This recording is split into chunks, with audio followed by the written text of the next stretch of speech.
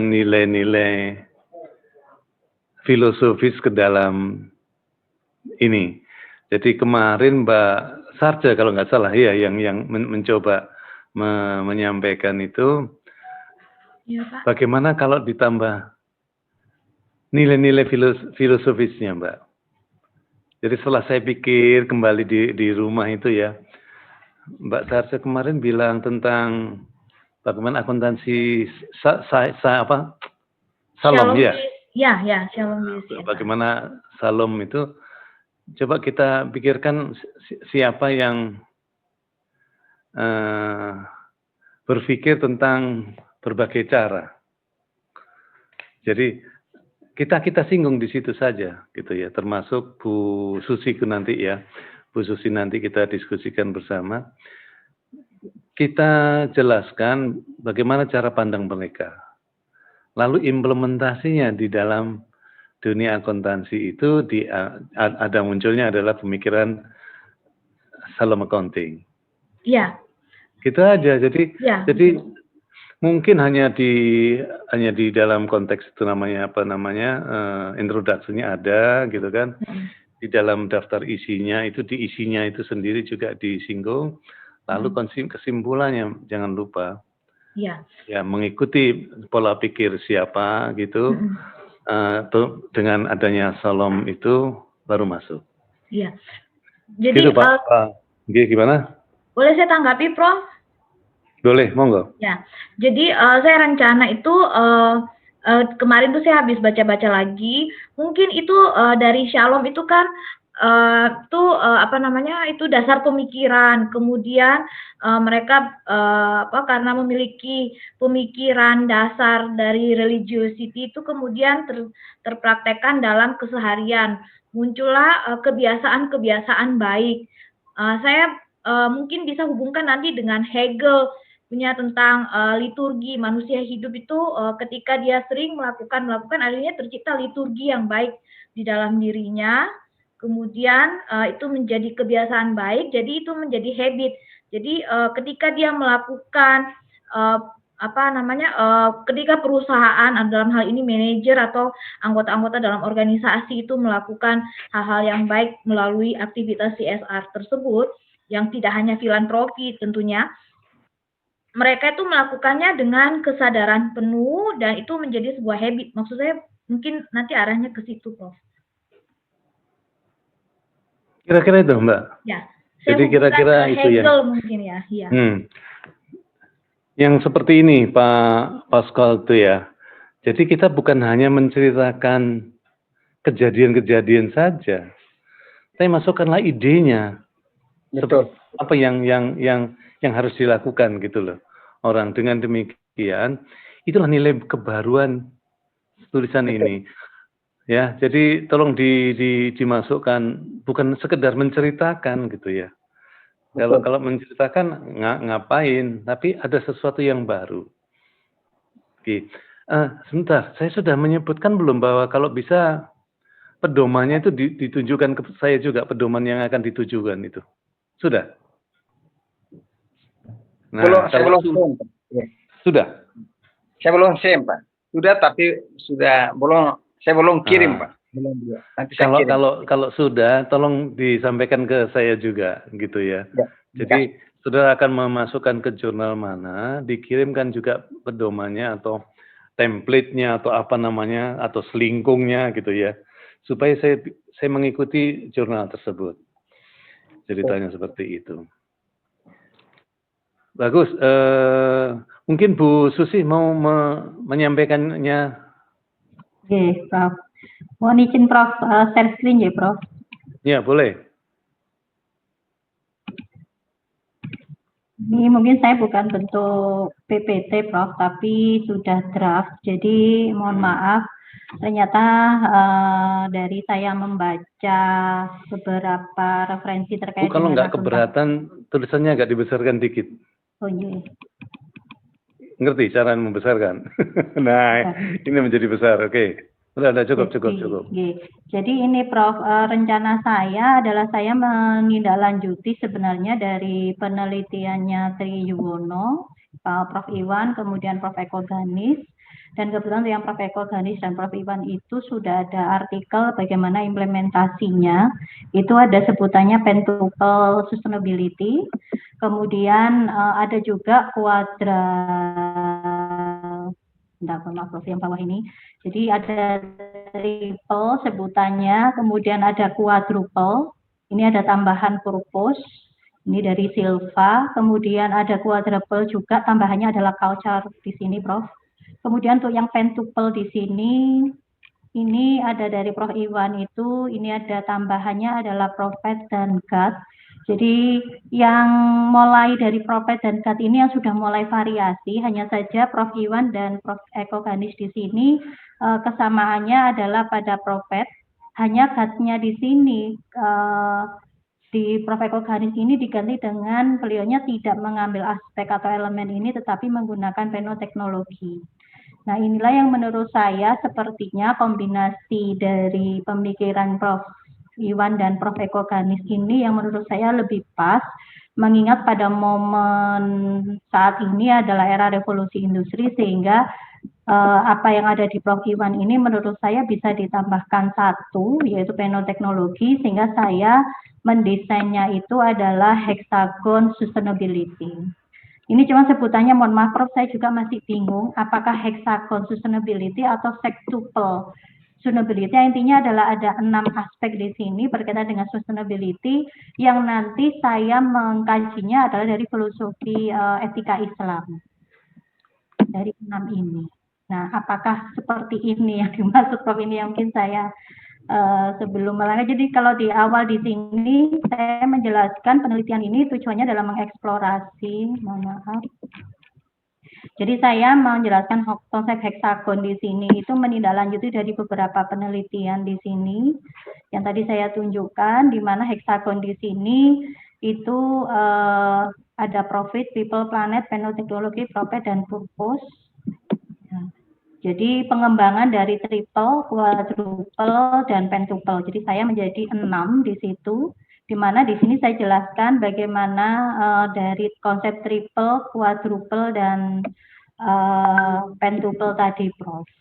Nah, kemudian saya kaitkan dia dengan terkait dengan di sini saya masukkan adalah ekoetik atau pandangan Islam atau filosofi Islam. Nantinya saya masukkan berkaitan bagaimana untuk mengimplementasikannya.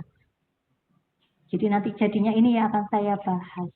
Begitu Prof. Jim, ini mungkin saya butuh arahan karena rencananya kalau saya melihat yang punyanya Prof. Iwan di Pertanika itu kan sepertinya bisa untuk artikel yang konseptual, sehingga sasaran pertama mungkin ke sana Prof. Tetapi kalau kemudian tidak beruntung dalam tanda petik, mungkin saya baru ke Sinta 2.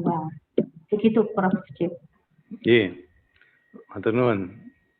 Jadi Ibu-Bapak sekalian, kalau kita bicara enaknya hexagon atau apa namanya istilahnya tadi itu Pak? Sextuple. Atau sextuple itu nanti saja. Itu adalah judul. Kalau sudah selesai dipikirkan bersama, silakan digunakan.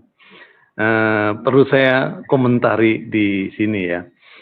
Ibu sekalian, jadi kalau kita sudah menulis di jurnal dan termuat, rotok sombong kan. Jariku rotok sombong gitu ya. Ada kebanggaan tersendiri bahwa tulisan kita ada di jurnal. Saya hanya titip itu aja ya. Jadi penulis pertamanya ya jenengan lah gitu kan. Tapi karena saya juga ikut menyempurnakan ya, ikut menyempurnakan. Nek kalau nggak keberatan tulisan nama saya adalah nama yang keduanya. Tapi ingat loh ya, yang keduanya nggak usah yang pertama. Yang pertama tetap jenengan. Yang pertama itu. Yang kedua berikutnya itu Bu Susi ngomongnya sudah bagus, to the point, yaitu apa yang tetapi terlalu panjang, ya terlalu panjang. Yang tolong diturunkan Bu, diturunkan atau dinaikkan, aku nggak ngerti itu. Nah, kalau begini terus. Coba saudara lihat, stop. Stop di sini. Boleh stop di sini, stop aja ya. Kalau disebutkan cara menjelaskannya mungkin to the point yang seperti ini. Cuman akan menjadi lebih baik kalau tidak kita tidak usah ngomong tentang itu. Bahwa saat nanti kalau udah ketemu ya namanya ya hexagon atau sextuple atau apa segala macam itu ya. Namanya yang jelas kita pikir 7 poin saja. Pemikiran tentang misalnya loh ya. Pemikiran tentang apa namanya itu sustainable accounting itu telah dipikirkan oleh beberapa orang. Yang mulai pertama sebutkan. Jadi di sini ya kita sebutkan yang pertama siapa, yang kedua siapa, yang ketiga siapa, apa bedanya gitu. Itu di dalam pendahuluan sini. Maka menurut saya, ya itu poin. Jadi setelah itu kira-kira cukup banyak gitu ya. Maka menurut saya pemikiran itu harus dirubah menjadi hexagon. Oh, iya. Jadi kita ngomong itu, menurut saya itu sebaiknya adalah hexagon. Kenapa begitu? Sebutkan. Itu adalah semacam kesimpulan. Di dalam introduction sudah harus menyebutkan seperti itu. Baik, ya, baik. kesimpulan. Nah, sebelum kesimpulan akan lebih bagus lagi kalau kita akan menyebutkan itu. Oleh karena itu saya akan membahas ini teorinya itu. Maka apa yang akan dihasilkan itu adalah menjadi kesimpulan. Jadi tidak usah dibahas di dalam perbedaan persamaannya di dalam introduction, tidak usah. Cukup gitu aja sebutkan seperti contohnya itu. Pemikiran tentang sustainable accounting telah dipikirkan oleh siapa-siapa ngomong. Tapi jangan triono dulu, Bu. Oh, oke. Kita mengikuti pemikiran-pemikirannya ada, gitu kan. Dia tidak usah dituliskan peneliti, ya, penelitian seperti ini. Penelitian Elkington 1997 tentang akuntan triple bottom line. Gak usah ngomong aja. Sebutkan aja. Triple bottom line diajukan oleh Elkington. Kita udah tahu kok itu. Kalau itu adalah penelitian terdahulu. Ya. Dilakukan oleh Elkington. Dia menyebutkan, sebutkan persamaan perbedaannya. Tetapi intinya bahwa kasarannya loh ya, wapeku salah gitu kan. Yang benar punya saya. Kita harus ngomong seperti itu. Baik. Ya, kita harus ngomong seperti itu. Maka dari itu nanti di dalam landasan teori development atau silakan gitu ya. Teori developmentnya kita sebutkan to the point. Triple bottom line itu bagus, tetapi kurang apa? Semuanya serba kurang. Titik beratkan di situ, Bu. Kurangnya ini, kurangnya ini, kurangnya ini. Maka ini loh yang paling bagus. Sebutkan baru terakhir pendapat Ibu itu. Gitu ceritanya. Jadi kita harus ngomong salah itu. Yang lain tuh cara berpikirnya apalagi quadruple bottom line. Dia hanya memikirkan apanya saja. Padahal seharusnya sebutkan gitu. Padahal seharusnya ini loh yang lebih bagus. Maka kesimpulannya, baru masuk bagaimana cara dengan yang dilakukan oleh Ibu itu. Ceritanya seperti itu. Jadi tadi lambang-lambang yang telah disampaikan ke saya itu mau disampaikan atau tidak silakan. Tapi titik beratnya pada kekurangannya. Kalau ini bukan. Ini kan berikutnya. Bukan. Setelah ini. Yang ini ya, Prof ya. Nah, yang ini seperti ini. Ini kekurangannya apa? Cara dipikir diajukan oleh siapa? Kekurangannya siapa? Semuanya dibahas. Itu kurang kabeh. Intinya di situ. Betul. Yang paling bagus adalah pemikiran. Ya, gitu ya, Prof ya. Iya, Prof. Baik, Prof. Dengan demikian sombong kan? Aku juga mau baru ngomong mengenai orang BSM itu ya. Setelah dipotong-potong punya aku masuk ini. Saya sampun kayak Sombong aku ya. Padahal cuma piro? 9 juta. Tapi kita udah ngomong kan, itu bagus itu segitu ceritanya. Betul. Itu Ya bener baik, nih. Prof. Iya, Prof, akan saya perbaiki. Berarti artinya perlu saya Ya. tambahkan pendapat saya, kenapa kok saya memunculkan heksagon itu karena triple Iya, kekurangannya boleh ini. saja. Gitu Boleh ya, saja, Prof. tapi jelaskan bahwa ini jelek. Ya, iya, Prof. Oke, Ya, baik. intinya adalah ini jelek. Yang paling bagus adalah pemikiran saya, kan gitu Oke, ceritanya. Baik, Prof. Terima kasih, Prof, atas masukannya. Nggih. Mohon izin stop share. Nanti kan akan menjadi berhalaman-halaman gitu ya. Betul. Ceritanya seperti itu. Monggo yang lain. Siapa? Saya mau mencoba, Prof. Monggo. Oh, Bu Susi ada 2 tuh di sini tuh. Susi Retno sampai Susi Handayani. Tapi Handayani sendiri ada. yang kemarin tolong ditambah loh Bu Handayani ya. Jadi bukan hanya menjelaskan apa adanya, tapi pikiran lalu bagaimana yang menurut saya. Gitu ceritanya. Oke, Mbak Reza. Ya, jadi untuk paper saya ini sebetulnya judulnya masih belum pasti ya, Prof. Jadi intinya adalah 3. Judulnya Ya, nanti betul. aja. Kalau udah selesai, silakan.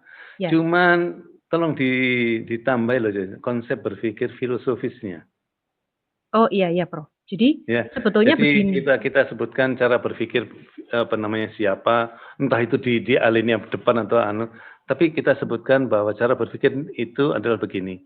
Kita mengikuti cara berpikir dia, baru masukkan ke ide-ide saudara gitu. Oke, monggo. Kita lihat. Ya, Prof. Saya coba, Prof. Jadi yang pertama ini perubahan disruptif terkait makna. Jadi makna dari tujuan pelaporan akuntansi keuangan, decision usefulness, itu telah mengalami perubahan, terutama di masa era disrupsi ini yang penuh ketidakpastian. Saya potong sebentar, Bu ya. Ya. Para filsuf itu kan juga berubah berpikirnya kan. Iya, betul. Berubah menjadi disempurnakan mulai dari pemikiran siapa menjadi berapa. Mengikuti hal itu. Nah, masuk. Mengikuti perubahan yang kita titik beratkan, padahal bukan tentu saja ini bukan berpikir filosofis, tapi perubahannya bahwa nyatanya di dalam dunia akuntansi juga berubah. Gitu ceritanya, kira-kira. Ya, berarti kalau misalnya saya memasukkan Jacques Derrida itu bisa ya, Prof ya, di dalam paragraf pertama ini. Selama itu ada tugas mahasiswa itu mengkaitkannya sehingga si pembaca mantuk-mantuk gitu ya. Oh iya ya kan gitu ceritanya. Tapi jangan berharap kita paling sempurna. Ya, at least kalian sudah memulai ini. Nanti dia ada yang menyempurnakan, ya biarin aja. Itulah tugasnya memang seperti itu. Tapi kan sudah memulainya. Kira-kira seperti itu. Monggo. Nah, terus kemudian untuk yang perkembangan teknologi itu yang bisa mempercepat perubahan cara berpikir manusia, saya itu merefer kepada pernyataannya Bauman dan May 2009, di mana dia menyatakan seperti ini. Kami juga menemukan diri kami itu. Saya tak tambahin langsung ya. Kalau dalam tanda kutip seperti ini, kami menemukan terusnya dan sejauh ini kami kawal pemaham kami gitu ya. Itulah yang disebut dengan plagiarisme. Maka maknanya apa? Kami telah menemukan diri sendiri, kami berpengalaman segala macam sampai selesai. Itu artinya apa menurut saudara? Lalu ungkapkanlah dengan bahasa saudara sendiri. Jadi seperti yang dikatakan oleh Bauman dan May tahun itu, mereka mengatakan bahwa segala macam. Itu bahasa saudara sendiri. Jadi jangan ini aslinya bahasa Inggris, Prof. Aslinya bahasa Inggris entah tidak, tapi kalau ada tanda kutipnya, ya, itu nanti dianggap itu adalah menyontoh persis. Ya, tadi tolong disampaikan dengan bahasa saudara sendiri. Ya.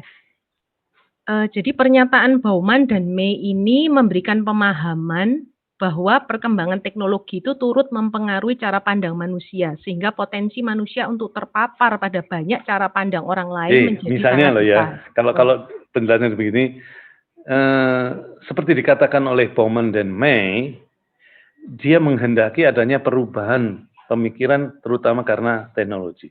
Titik, misalnya. Hanya pendek itu aja. Kemudian dinyatakan, itu artinya, atau pernyataan Bauman, atau artinya, itu adalah memberikan pemahaman perkembangan. Silakan dilanjutkan. Ya, itu cara apa.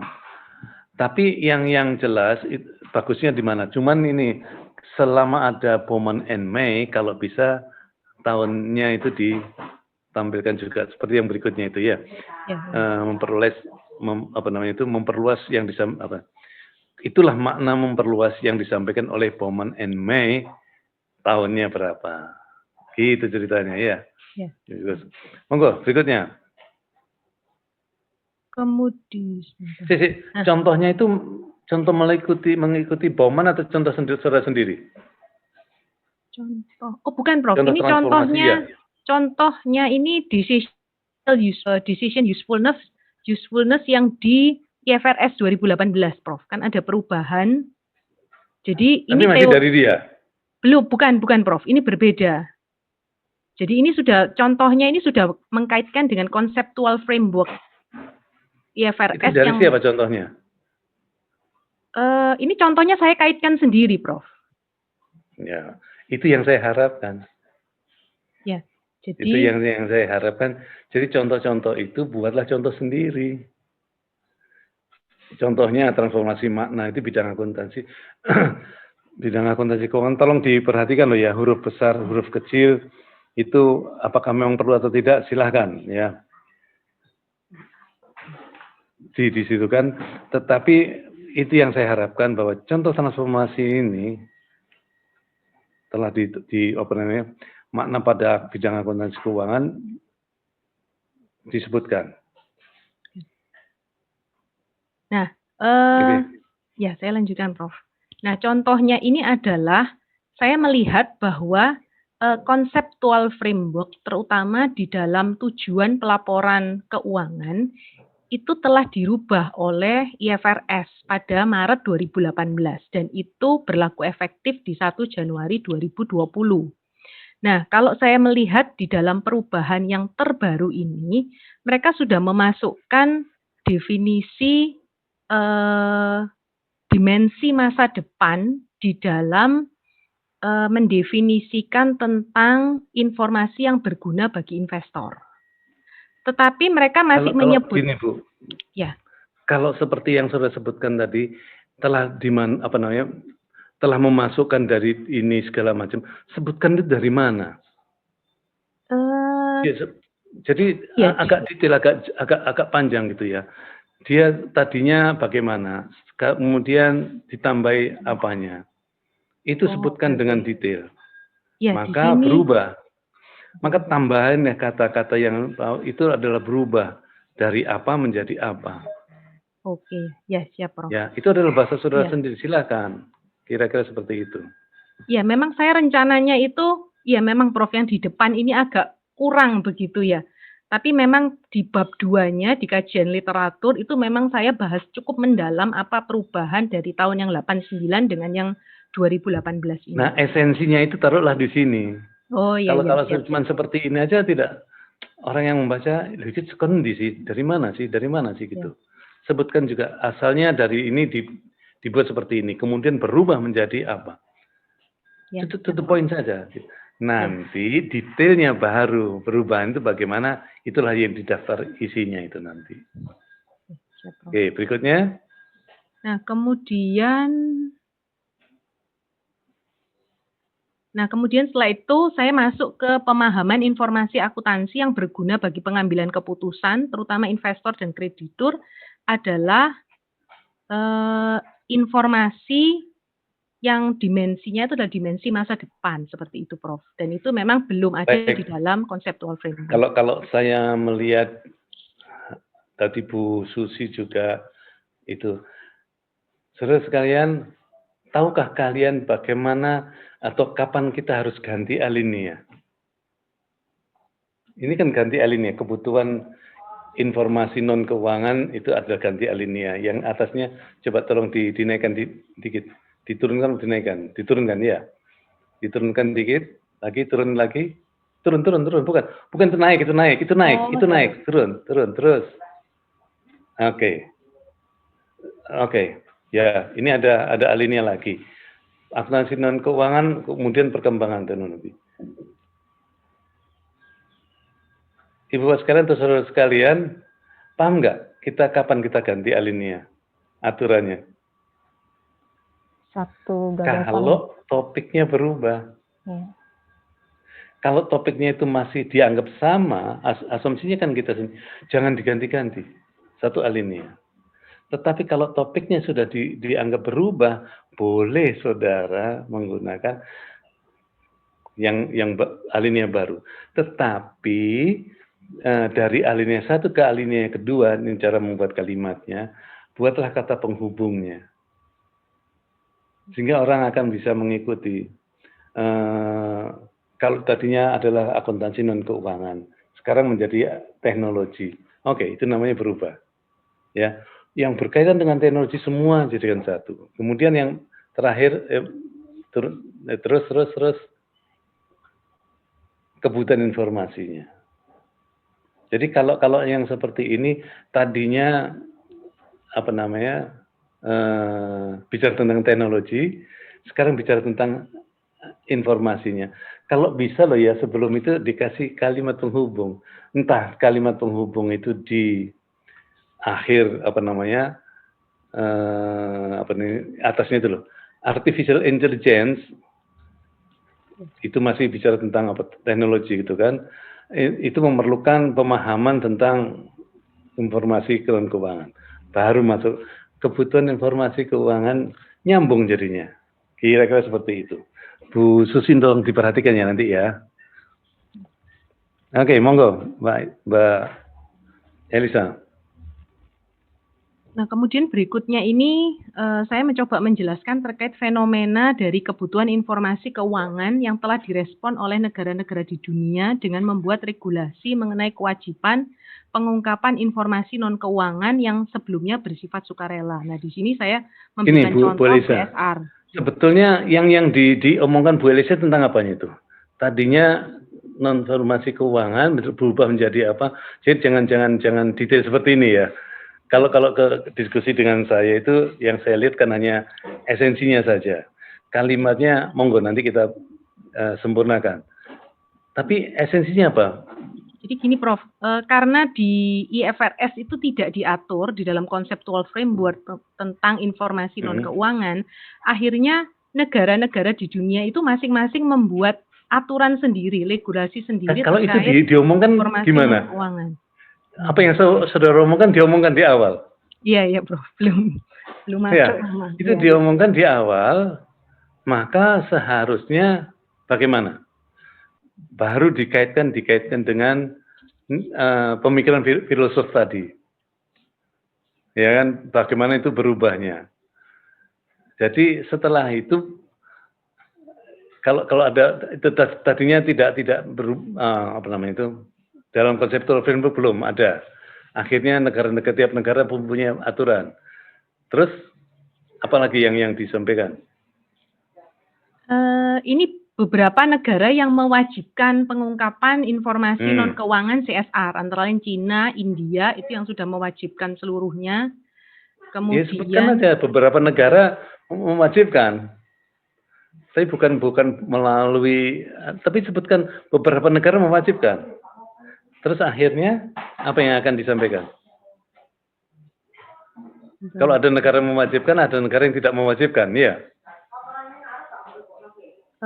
Bukan, maksud saya itu arti saya ingin jelaskan tentang pentingnya informasi non keuangan untuk masa depan, begitu, untuk keputusan investor di masa depan, begitu, Prof. Artinya karena negara informasi non keuangan pentingnya. Non keuangan, betul. Kenapa nggak ikut di depan awal-awal itu sudah kita pembaca itu diajak ngomong idenya dulu. Iya, iya, Prof. Ya, sejak ngomong awal idenya, baru kita didiskusikan bahwa ternyata informasi non keuangan itu juga penting. Bukan hanya informasi keuangan. Maka negara yang sudah ada yang mana? Kalau ada negara yang mewajibkan, harus sudah sebutkan negara-negara yang tidak mewajibkan. Sehingga informasi itu berbanding. Ya sebanding lah, kira-kira seperti itu. Oke, monggo berikutnya. Kemudian ini berbicara perspektif akuntabilitas dari sudut pandang biblical atau alkitabiah yang bersifat resiprokal. Jadi ini sebutkan di sini bahwa informasi non keuangan itu yang penting adalah yang antara lain telah dibahas di dalam biblical. Ya betul, Prof. Ini memang belum nyambung, Prof. Masih terlihatnya berdiri sendiri-sendiri. Ini loh pentingnya. Nah, baru nanti intinya adalah seperti ini. Ya, kira-kira intinya seperti itu. Di dalam konteks apa saja, kembali lagi tentang pentingnya tentang alkitabiah. Kira-kira seperti itu. Pentingnya alkitabiah. Silakan. Jadi berbicara tentang akuntabilitas dari perusahaan terhadap masyarakat, ini dari sudut pandang alkitabiah dikatakan bersifat resiprokal. Nah, resiprokal itu artinya organisasi ini seharusnya akuntabel bagi masyarakat dengan cara yang sama. Pekerja itu diharapkan akuntabel terhadap pemberi kerja. Itu adalah definisi dari resiprokalnya. Sehingga artinya adalah setiap individu dan organisasi memiliki kewajiban, dan kewajiban tersebut akan selalu dituntut oleh para stakeholder dari corporate. Terus berikutnya, ini yang nggak nyambung dari atasnya itu alinea dan ini loh ya. Iya betul, Prof. Ini ya itu nggak nyambung toh. Ya, agak tahu bibliografi, gitu, biblical, ya. Padahal yang sebelumnya tidak ngomong tentang hal itu sama sekali. Bahkan apa yang maka dari itu Mbak Lisa, tolong diberikan ke saya pemahaman apa yang akan saudara tulis. Ya, Prof. Apa yang akan ditulis itu contohnya ya. Kalau memang ini pentingnya aspek alkitabiah, ya misalnya biblical, alkitabiah itu penting. Ya sebutkan di sejak awal bahwa ternyata aspek non keuangan itu penting, antara lain ini 1, 2, kenapa lagi, 3 kenapa. Itu nantinya di dalam bab isinya. Di dalam introduksinya sebut ngomong bahwa aspek bukan seperti yang diomongkan di depan. Tapi aspek non keuangan itu juga penting. Kalau saya tangkapnya seperti itu. Tapi bukan mengikuti cara-cara ini. Jadi harus dirubah. Apa nih yang mau disampaikan ke itu? Itu sejak awal dimulai. Baru contoh-contohnya yang berikutnya. Iya, saya tampilkan ininya dulu ya, Prof. Bagannya, saya sempat mencoba membuat kerangka konseptualnya seperti ini, Prof. Jadi ini pertama itu bicara tentang decision usefulness, kemudian bicara tentang decision usefulness di era disruptif, di mana ketidakpastian itu tinggi, dan bagaimana informasi non keuangan itu sangat penting di dalam era disruptif ini. Kemudian informasi non keuangan itu nanti bicara 3 bagian, yaitu di mana informasi non keuangan yang sifatnya akuntabel dan stewardship dari sudut pandang biblical, kemudian informasi keuangan yang men-sharingkan corporate purpose. Corporate purpose itu berarti artinya tujuan atau goal perusahaan spesifik beyond profit maximization kepada society, kepada masyarakat. Kemudian yang ketiga itu bicara tentang penggunaan artificial intelligence. Nah, ketiganya ini itu akan memberikan pemikiran Mbak Elisa ini. Iya, betul, Bro. Ya. Kenapa ngomongnya ya tentang ini saja? Oh, iya. Ya, jadi kalau ini yang saya maksud dengan mungkin tabel atau mungkin idenya mungkin apa. Ini ya yang saya minta. Gitu loh. Karena apa? Di sini kelihatan bahwa tadinya informasi non keuangan tidak penting, padahal itu penting. Informasi non keuangan meliputi, ya satu bicara tentang bibliografi, tentang corporate purpose, intelligent accounting, itulah yang diperlukan. Yang semua itu akan bisa kalau dikembangkan nanti akan membicara tentang future dimension itu yang seperti apa. Jadi ini loh yang diomongkan tuh Mbak. Bagus. Tinggal kita membuat orang lain tertarik. Tertariknya bagaimana? Mungkin pemahaman tentang decision usefulness itu yang tadinya apa saja gitu kan, berubah menjadi high uncertainty. Yang penting lagi nanti adalah financial informasi non keuangan, non information financial information itu yang penting. Contohnya baru masuk didiskusikan. Tapi intinya adalah esensinya adalah account itu yang ketiga ini aja. Yang paling banyak itu nanti adalah di situnya. Sehingga kesimpulannya apa kalau digunakan ini? Kesimpulannya, sudah punya bayangan belum? Kalau saya berkesimpulan, rencananya ya Prof, berkesimpulan itu tiga bagian ini, itu yang harus ada di dalam informasi non-keuangan. Seperti itu. Boleh. Maka kalau tiga ini ada semua di dalam bagian laporan keuangan, maka akan menjadi apa? Silakan. Esensinya seperti itu. Tapi yang harus dimuat banyak, yang harus di dalam intinya nanti, dalam diskusinya itu nanti, ya ketiga, poin ini aja. Ini bagus loh membuat highlight seperti ini, atau istilahmu tadi? Istilahnya apa? Ini? Kerangka konseptual. Iya boleh, kerangka konseptual boleh. Ini yang bagus. Jadi mulailah dengan ini lalu membuat tulis. Ini nek jariku loh ya. Nek kuin dhisik waktu saya sekolah menjadi dokter, tembok sak keliling ngene tok iki isine. Jadi ini ini ternyata keliru maneh, coret maneh, ganti lagi gitu ya. Diganti lagi supaya apa? Kita konsentrasi kepada pemikiran ini.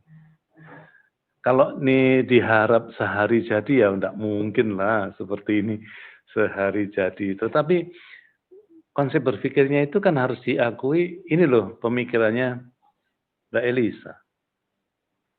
Jadi bedanya apa dengan yang lain ya silakan diikuti. Intinya adalah bahwa informasi non keuangan itu harus meliputi ketiga poin ini. Ceritanya seperti itu bagus. Cuman itu tadi Mbak ya, jadi disebutkan bahwa di dalam introduction itu decision usefulness itu tidak benar, kurang bagus atau itu kurang, masa yang ditambahi dengan high uncertainty itu. Tetapi itu akan menjadi lebih bagus lagi kalau dikembangkan, dikombinasikan dengan informasi non financial. Contohnya seperti ini. Jadi ngomong sejak awal, ya ini aja. Ya. Bagus. Ceritanya seperti itu. Oke, ada lagi Mbak Elisa? Ya Prof, terima kasih Prof. Iya, saya mencoba Prof. Saya coba ya Prof. Jadi Mbak Elisa, esensinya seperti itu tadi. Lalu buatlah penjelasan-penjelasan yang membawa, katakanlah si pembaca itu akan terbawa situasinya seperti yang saudara pikirkan. Maka kue memberikan contoh-contoh kalau diomongkan itu jauh lebih bagus ketimbang yang kamu tulis. Ya Bro. Ya. Belum nyambung Prof memang. Ngomong dhisik baru tulis apa yang diomongkan akan menjadi lebih bagus. Ya. Kira-kira seperti itu. Ya. Terima kasih, Prof. Mungkin sebelum ganti lain, Mbak Elisa akan menyampaikan dulu, monggo. Terkait apa, Prof?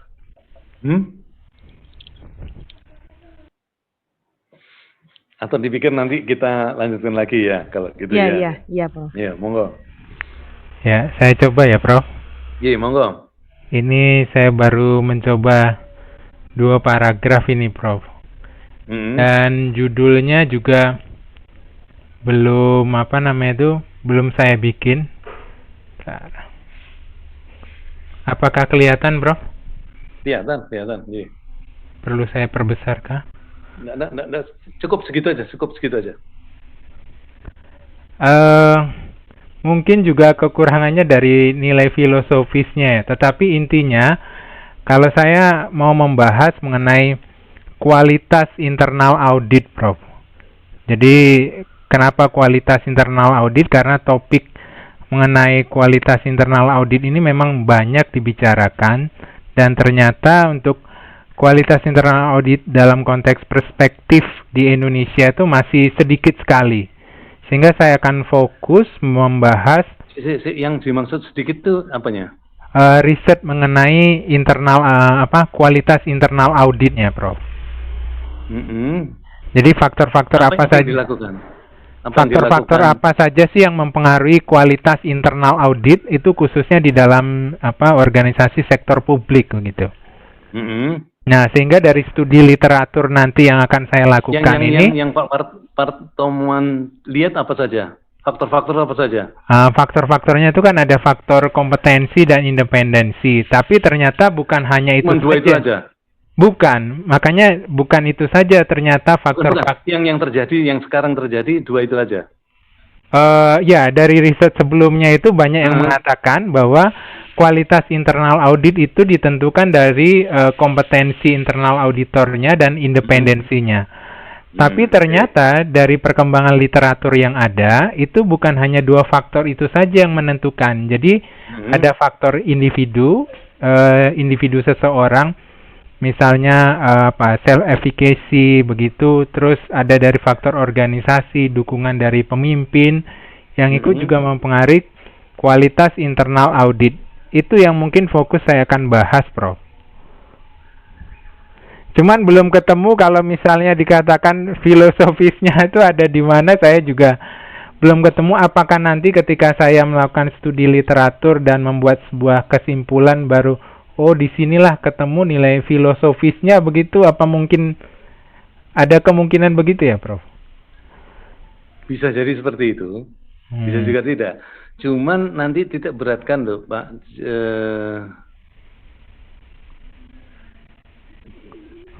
Jadi intinya loh ya, apa saja yang telah diperhatikan tadi itu yang ditentukan. Kemudian dalam konteks pendahuluan, ini kan topiknya bicara tentang internal audit, ya, pengaruh atau pentingnya internal audit, ya kan. Soal judul itu nanti saja. Kalau bisa dikaitkan dengan nilai-nilai filsafat, oke, gitu kan. Nanti saya juga akan mencoba membacanya gitu ya. Tapi di dalam introduction awal itu sudah ngomong kelemahan penelitian terdahulu itu apa, yang terjadi bagaimana, kelemahannya apa, sebaiknya apa yang dilakukan. Itu sejak awal itu ngomong. Sehingga apa? Akan pembaca itu akan terbawa dengan pemikiran saudara bahwa penting loh internal auditor itu. Karena apa? Yang selama ini hanya fokus pada itu tadi, peneliti di dalam kurung siapa gitu. Padahal seharusnya juga harus memperhatikan hal-hal tulisan. Nah, tentu saja pemikiran saudara itu kan mengikuti pemikiran siapa, tulis juga. Nah, nanti dalam konteks isinya, silakan di sana. Apa dampaknya, bagaimana kalau itu diperhatikan semua itu bagaimana dampaknya. Maka kesimpulannya apa? Kesimpulannya semuanya kalau mengikuti internal auditor, semua mengikuti itu, maka akan ciamik soro. Apapun yang terjadi akan ketemu. Kira-kira seperti itu. Oh, tapi bisa ya, Prof, ini topik saya mengenai kualitas internal audit, boleh ya? No problem. Oh, ya, no baik, problem. Ya, nanti bagaimana nilai filosofisnya, ayo kita pikir bersama. Ya. Oh, baik, kita pikir bersama bagaimana memasukkan. Tetapi jangan cuma satu, Rossi dan Perren gitu aja, kan banyak sekali. Iya sih, banyak. Iya. Kalau perlu loh,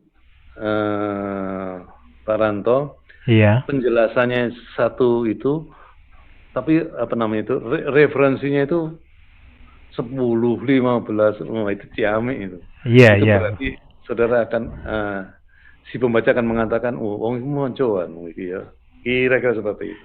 Iya, tapi baik. Tapi satu kalau itu yang sependapat, misalnya banyak yang penelitian apa namanya itu fokus pada internal auditor itu Fokus pada apanya? Kualitas internal Kualitas. audit.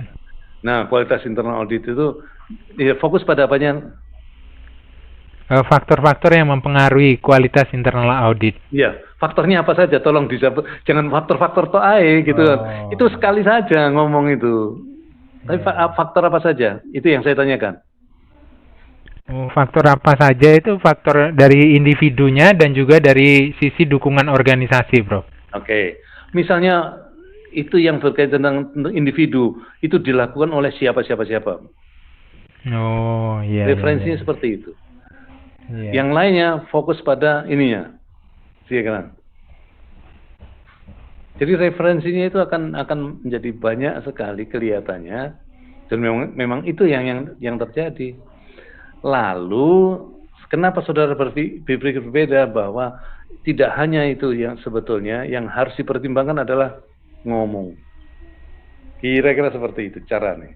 Maka kesimpulannya kan kalau semakin bagus faktor semuanya diperhatikan akan menjadi kualitas audit internal auditnya akan menjadi bagus. Ceritanya seperti itu loh.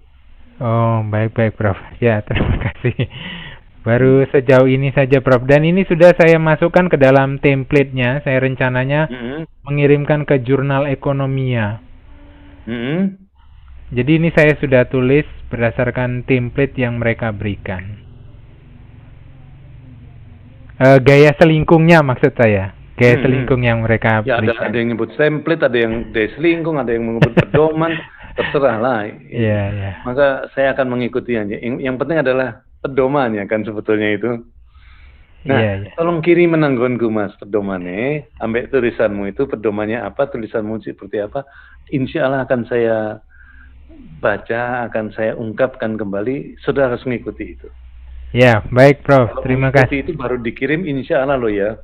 Andaikan direvisi tidak banyak. Iya, baik Prof. Terima kasih. Hanya itu semuanya loh ya, Mbak Elisa, Bu Susi juga tolong ya. Ya, baik Prof. Saya stop share dulu. Mohon izin share. Monggo.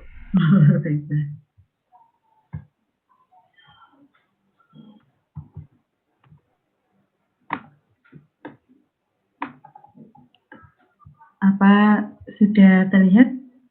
Ini masih Prof, apa itu istilahnya semacam proposal, apakah ini sudah layak? Kalau misalnya sudah, baru saya tindak lanjuti, maksudnya seperti itu Prof. Jadi rencananya saya akan ini judulnya mungkin ya bisa berubah, tapi kaitannya di sini terkait konsep metafora amanah dalam pendidikan akuntansi Prof. Jadi di sini terkait latar belakang itu di mana akuntansi di sini ada penelitian sebelumnya, yaitu penelitiannya Triwono, Mulawarman, Ari Kamayanti ya.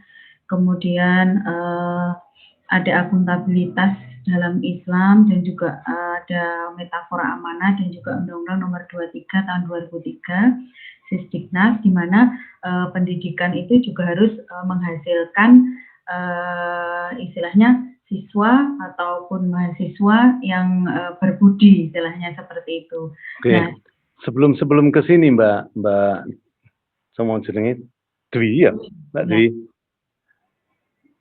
Saudara harus ngomong dulu salahnya apa dengan pendidikan yang sekarang. Yang bagus seperti apa? Maka agar lebih bagus, kira-kira seperti itu. Jadi kalau cuman seperti ini saja rasanya kurang. Ya, ini masih Prof. Apa itu? Nah, cara ngomong itu seperti itu yang saya sampaikan.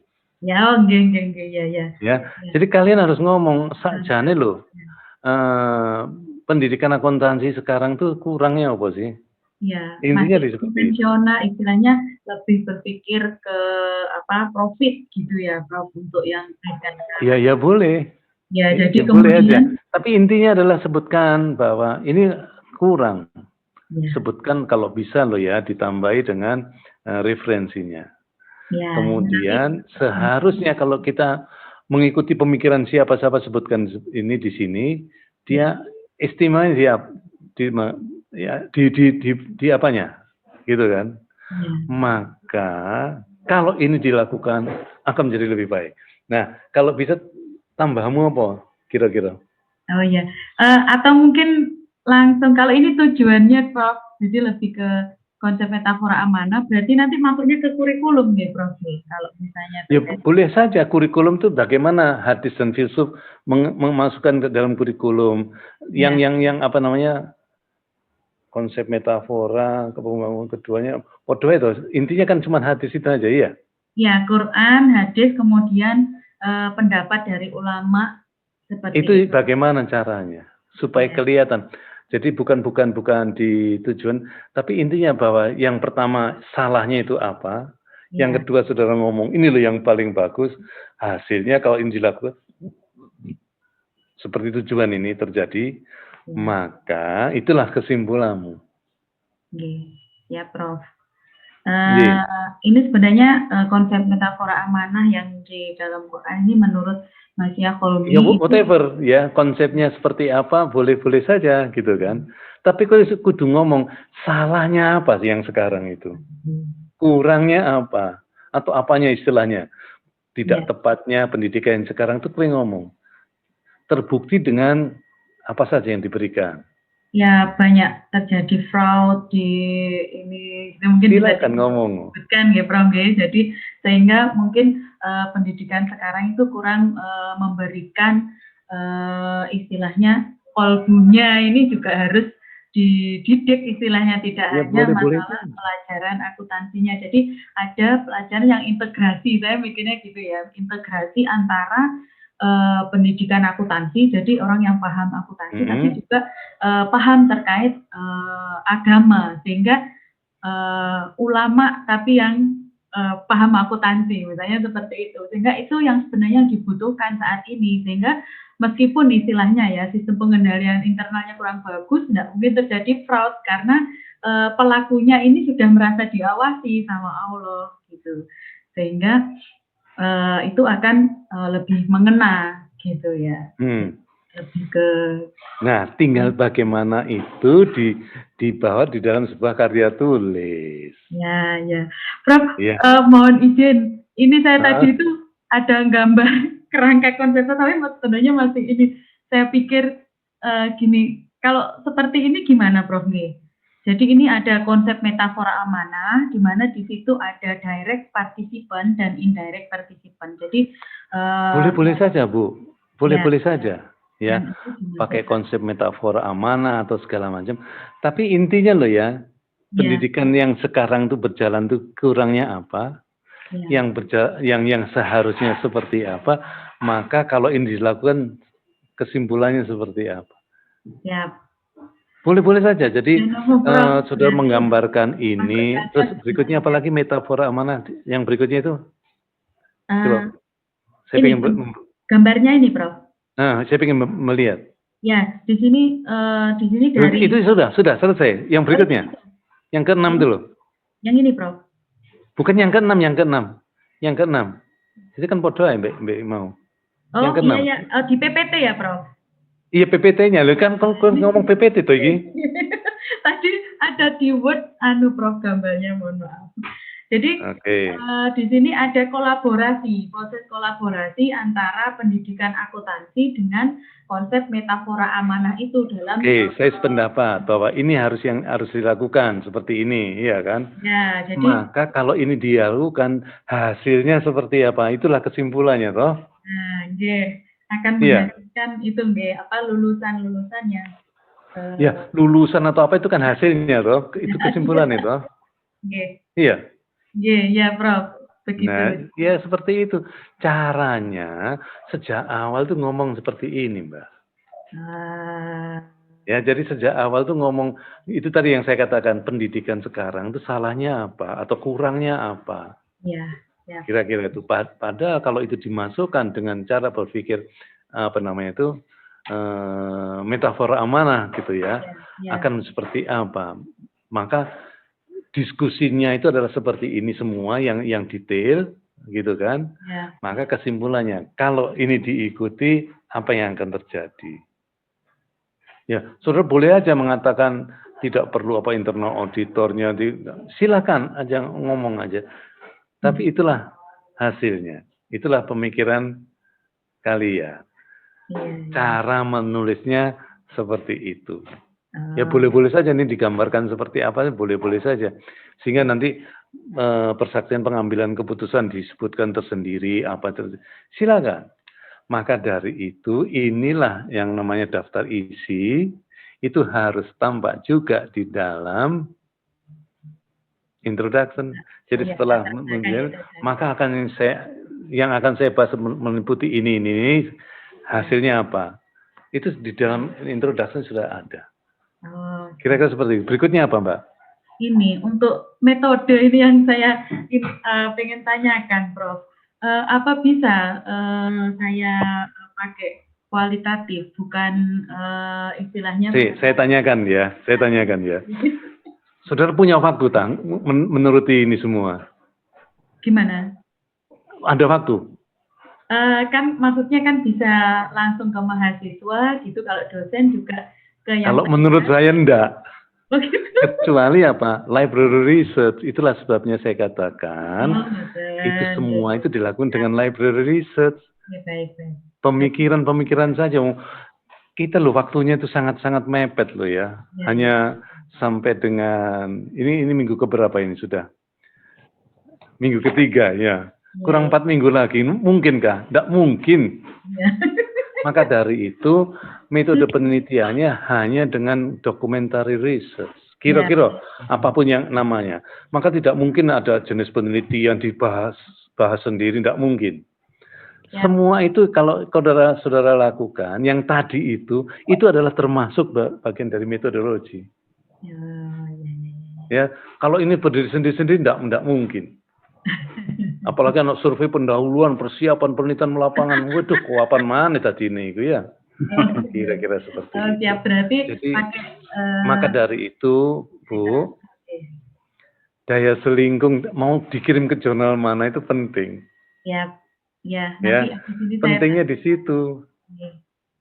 Tapi idenya loh ya, bagus. Idenya bahwa, tetap itu nggih, Prof. Kenapa? Saya bingung agak gonta-ganti ini, Prof. Jadi agak bingung. Saya tak nganu ide dulu aja daripada nanti ide begini ternyata kurang bagus. Saya makanya tanya ide dulu baru kemudian sebenarnya ini sudah ada beberapa yang sudah saya bikin kata-kata tapi masih belum pede, Prof. Jadi saya bikin PPT dulu aja. Kalau sudah menurut Prof. Kip sudah oke, baru kemudian saya buatkan ininya tulisannya secara lengkap gitu, Prof. Oke, Prof. Terima kasih ini saran-saran. Jadi intinya loh Bu, kalau dijelaskan, sebetulnya ini sudah cukup. Tapi gitu. Buatlah kesimpulannya apa? Yang tidak ada kesimpulan. Jadi dijelaskan kalau dikatakan dalam konteks perspektif Islam harus ada apa namanya? Hizbul Anwal itu pemeliharaan harta dengan proses yang sah. Jadi istilahnya di accounting itu sebenarnya kita tugasnya kan memelihara harta, entah itu harta kita sendiri atau harta orang lain. Itu sebutkan menurut siapa, lalu bagaimana caranya.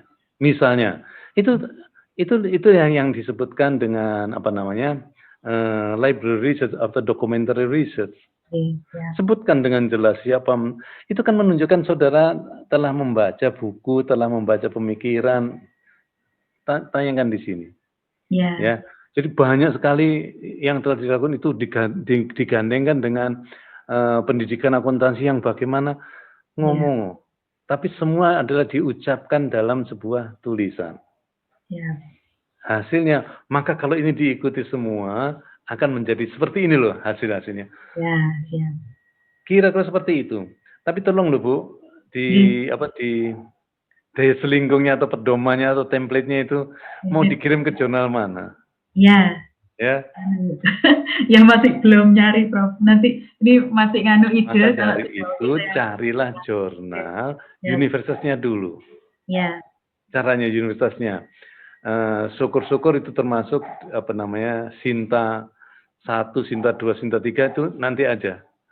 Kalau belum kita bicara tentang Sinta 1 akhirnya terbatas kita pemikirannya, ya kan? Jadilah diri sendiri dulu. Masuknya ke Sinta berapa, nanti baru kita bikin Sinta atau apa sini, Scopus, ya monggo. Ya, karena kalau Scopus atau Sinta itu tidak hanya jurnal Indonesia saja toh, tidak hanya jurnal luar negeri saja toh, tapi seluruh jurnal. Apakah mau pakai bahasa Indonesia atau bahasa Inggris, ya monggo, silakan. Ceritanya seperti itu. Tapi caranya browsingnya di sini, ya. Itu makan waktu loh, browsing tok itu bisa 3-4 jam nggak selesai gitu kan, Iya, betul Prof. Browsing aja makan waktu itu Prof. Betul. Itu semuanya lah, kok arep nganggo penelitian barang nang lapangan, nggak mungkin lah. Kalau salah keyword ya dapatnya salah. Kenapa? Nyari keywordnya aja susah kadang-kadang Prof waktu browsing. Iya. Keyword yang ternyata apa yang biasa dipakai ya Mbak Sarjo ya. Iya. Iya. Sampun Prof, terima kasih banyak. Sami-sami. Dalam hal ini loh saya bersyukur kenapa saya dulu sekolah ngotot keluar ya. Karena saya yakin dengan saya sekolah di luar bukan lebih pinter, tidak. Tapi nggak dirusui dengan pekerjaan, ya kan? Ini masih dirusui pekerjaan. Nah, kalau nang kene, waduh, panjang pinter. Jadi saya di sana itu sarapan pagi buku, gitu ya. Makan siang buku, makan malam ya buku, mana? Maka insya Allah hasilnya itu akan menjadi to the point. Sekedar informasi aja ya. Pak sobatnya Loveland, ya. Pak Loveland itu dari Inggris. Itu loh yang saya kritik. Karena dia membuat apa jenis itu? Implementasi dalam sebuah sistem, dia gambarkan di dalam garis lurus. Tadi awalnya apa, bagaimana berikutnya. Itu loh yang saya rubah. Itu nggak benar, harusnya berlingkaran. Karena apa? Pada awalnya kita mempelajari, diimplementasikan, begitu diimplementasikan ada yang nggak cocok, nyatanya seperti itu kan, berubah lagi, maka muter. Cuman ngono tok ae lho. Dari dokter. Jadi dari garis lurus menjadi lingkaran bundar. Tetapi apa namanya? Itulah yang saya kritik, itu adalah pengujinya. Nah, nanti penguji mbok kritik, tak jamin kon gak lulus. Betul. Jamin kon gak lulus ya. Kalau di sana begitu saya kritik, apa yang kata dia? Saya mau pengen ketemu sebetulnya dengan kamu sendiri. Gitu ceritanya. Nang kene kapokmu kapan kon? Itulah sebabnya saya sekolah di luar. Jadi bukan lebih pinter, enggak. Tapi ada pengalaman lain yang saya bawa gitu ya. Contoh yang bisa dipamerkan tuh ya. Saya membawa anak saya masih SD kelas 3 nggak salah. Dampaknya apa? Sekarang dia juga keluar negeri, anaknya yang dibawa juga. Jadi ceritanya seperti itu. Itu yang dampak yang tidak langsung gitu kan. Monggo, siapa lagi yang akan menyampaikan? Ya, Prof. Ya, Mbak Siti, silakan. Mbak Siti, kalau saya ngomong bahasa Jawa ngerti ya? Sedikit. Karena di timurnya Bali itu apa, di Sumbawa, kok Sumbawa. Apa namanya negaramu itu? Lombok. Nah, di Lombok itu bahasanya berbeda gitu kan. Oke, silakan Mbak Siti. Ya, izin Prof share.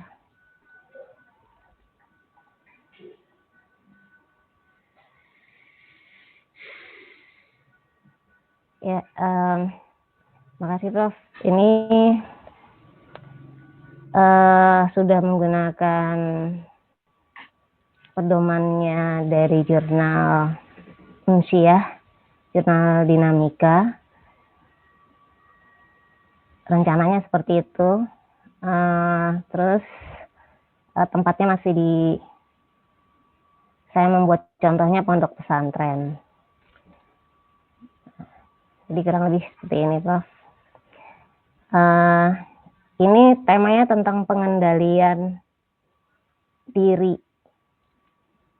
Dalam pengendalian internal itu ada pengendalian diri. Jadi saya mulai dari laporan pondok pesantren itu diminta untuk menyusun laporan keuangan. Padahal selama ini nggak pernah. Jadi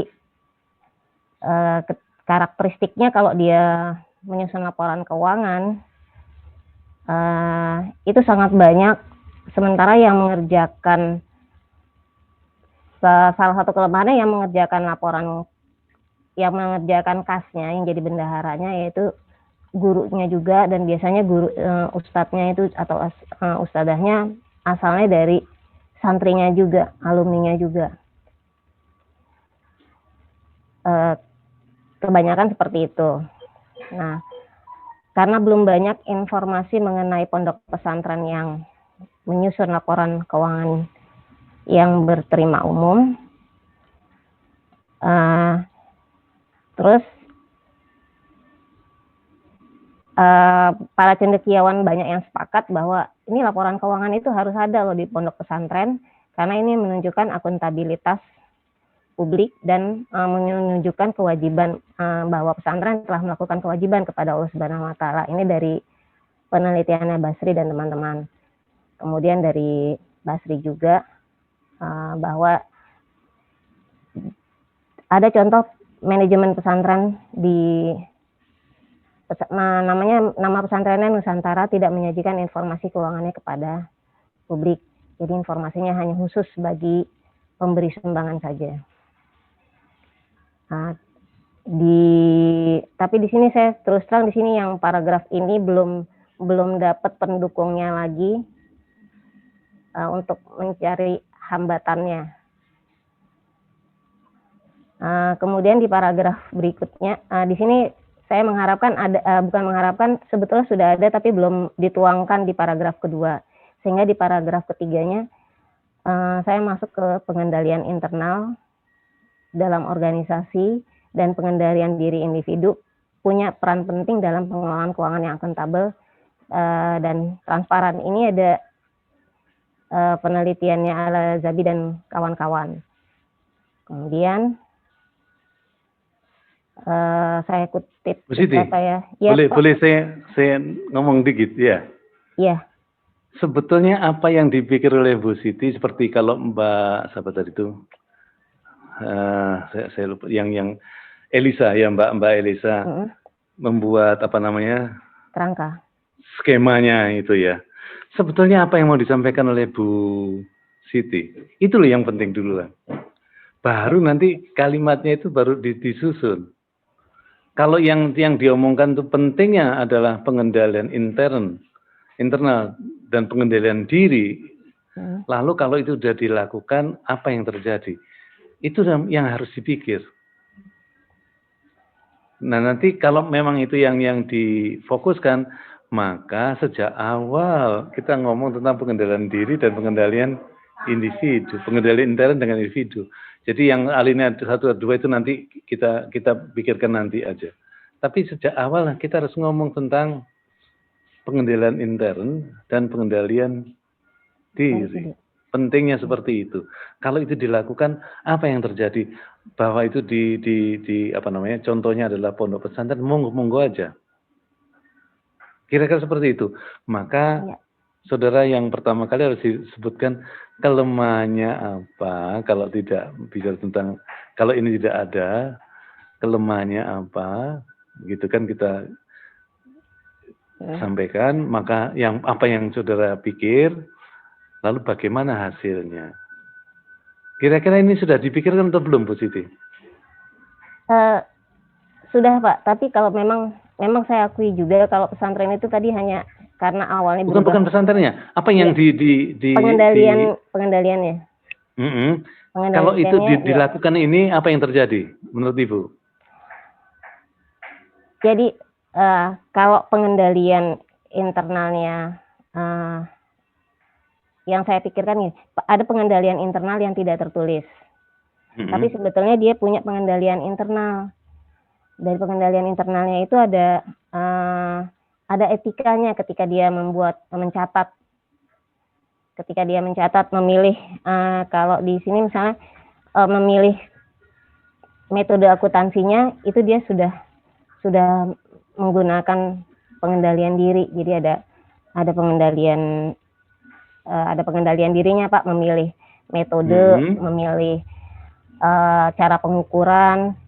Dan untuk pengambilan keputusan dia itu sudah mengendalikan dirinya, jadi sehingga tidak menyusahkan orang banyak, tidak mencari kesenangan sendiri. Kalau di paragraf ini saya mencontohkannya akrual. Akrual itu berkaitan dengan janji, karena ada transaksi yang belum dibayarkan atau Ibu, tolong diperhatikan, yang pertama kali disebutkan itu kelemahannya.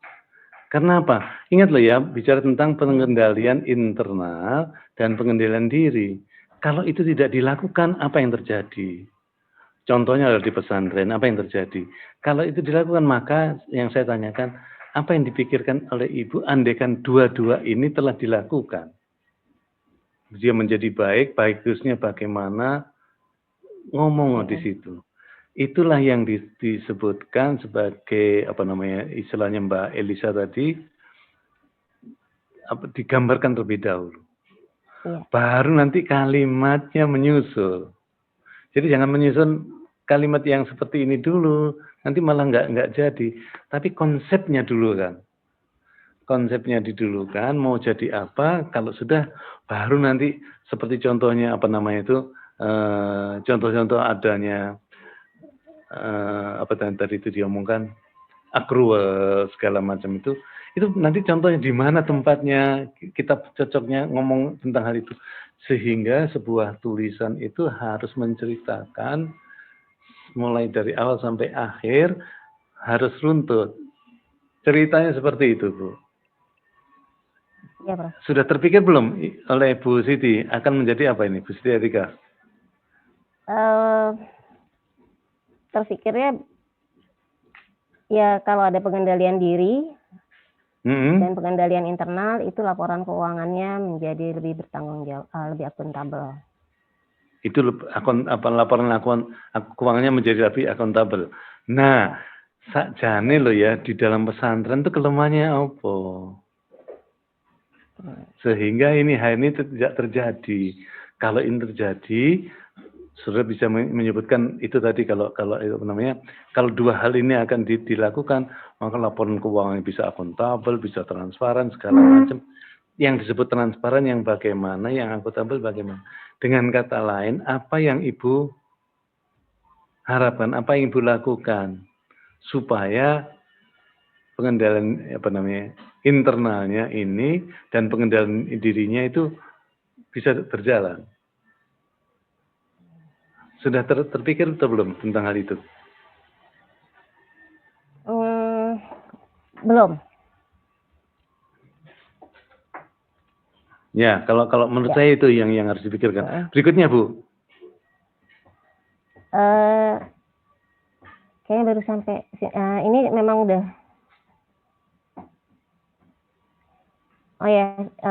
Ini terus terang ini berganti-ganti berkali-kali ya, mungkin tadi kelemahannya tadi di situ. Jadi ini memang saya sudah buatkan paragrafnya yang seperti ini rancangannya. Jadi itu yang harus dipikir. Maka dari itu kalau ditulis di situ kerangka teori dan pengembangan hipotesis itu ya, kita nggak bicara tentang hipotesis loh, Bu. Tapi itu tadi apa yang terjadi, Ibu pikirkan, Ibu tulis apa yang diharapkan kalau ini dilakukan. Jadi kita tidak ngomong tentang pengembangan hipotesis. Karena apa? Tidak mungkin saudara melakukan penelitian seperti Bu Dwi tadi ya. Saya katakan, tidak mungkin kita melakukan penelitian. Kita hanya berpikir saja. Ya, kita hanya berpikir tentang membaca segala macam, monggo, gitu kan. Tapi jangan ngomong tentang pengembangan hipotesis loh. Kita tidak ngomong tentang pengembangan hipotesis sama sekali. Iya, Prof. Ini kan dari pedomannya saya belum ganti, jadi urutannya itu belum diganti. Maka dari itu selingkungnya atau dapat doman itu penting loh ya. Ibu akan kirim ke joran mana, tolong kirim menang aku. Saya akan mengikutinya gitu kan. Tetapi kalau dia mengatakan harus penghentian yang real, menurut saya jangan dikirim ke situ. Oh, ya. Karena tidak mungkin ini selesai. Gimana Bu Atika? Iya, Prof. Insya Allah diperbaiki lagi. Jadi tolong dibuatkan apa yang akan terjadi berdasarkan literatur review ya iyalah, pemikiran-pemikiran yang dibaca ya iyalah, atau itu disebutkan documentary research ya monggo, itu disebutkan apa namanya itu library research atau documentary research atau ulumul hadis ya monggo gitu ya. Maka kalau kita bicara metode penelitiannya, ini diambilkan dari sana, ya? Iya, ininya sudah gaya selingkungnya udah diambil dari jurnalnya. Cuma saya ngerjakannya memang terputus-putus. Tapi ingat loh ya, metode penelitian itu ingin saya sebutkan tadi itu loh. Iya. Ya, maka dari itu tidak ngomong tentang hipotesis. Pengembangan hipotesis itu tolong dihilangkan. Ya. Karena kita tidak ngomong tentang hipotesis.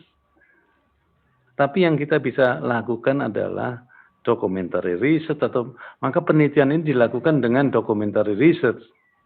Penelitian dokumen, silakan seperti itu.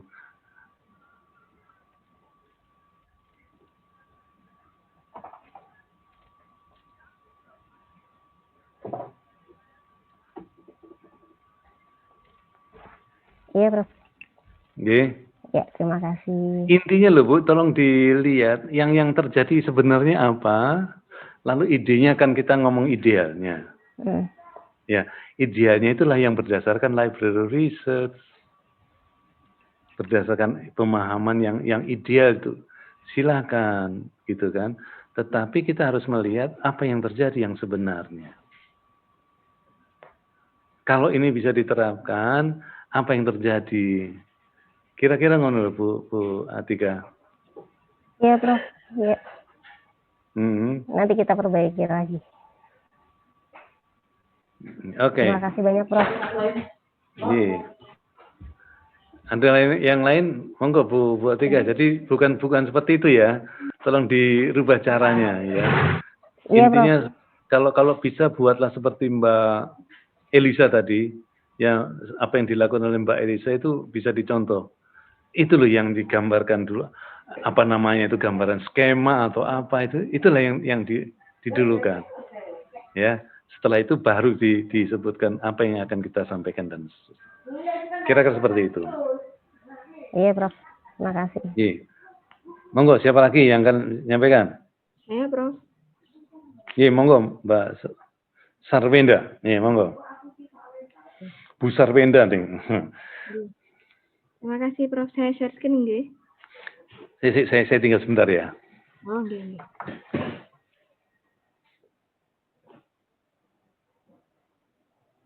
Pak Mirza tadi mau duluan ya? Next. Nggak apa-apa, monggo. Ya, aku cek nang mulai. Iya, silakan. Mas Lukman antri juga? Ya, kalau ada kesempatan nanti. Kalau ada kesempatannya, Mbak. Mau juga. Nanti setelah Mbak Mirza aja. Dikeluarkan semuanya baru nanti bubar. Ya, baik.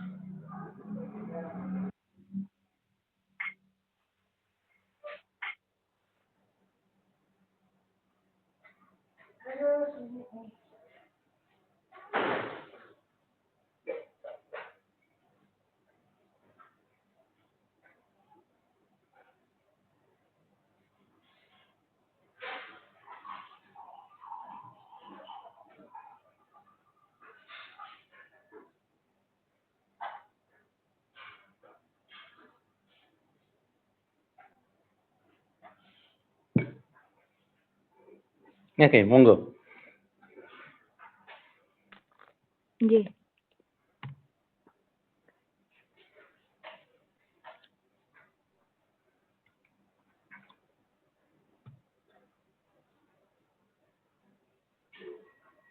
Ampun terlihat nggih, Prof?